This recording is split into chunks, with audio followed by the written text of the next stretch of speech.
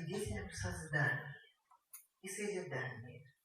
Потому что тот уровень культуры, эстетной и современной, глубокой, тонкой и очень трепетной, он, конечно, не каждому зрителю и слушателю попадает сразу точно в сердце.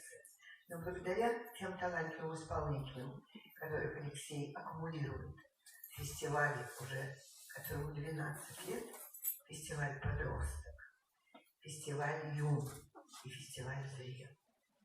И Боря Тищенко, мой друг, и Владимир Успенский, и Слава Важов, и Валерий Гаврилин. Все мои друзья сегодня живы. И за это я благодарна Алексею Грибоеву.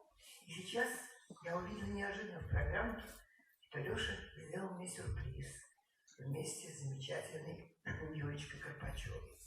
Сейчас прозвучит маленький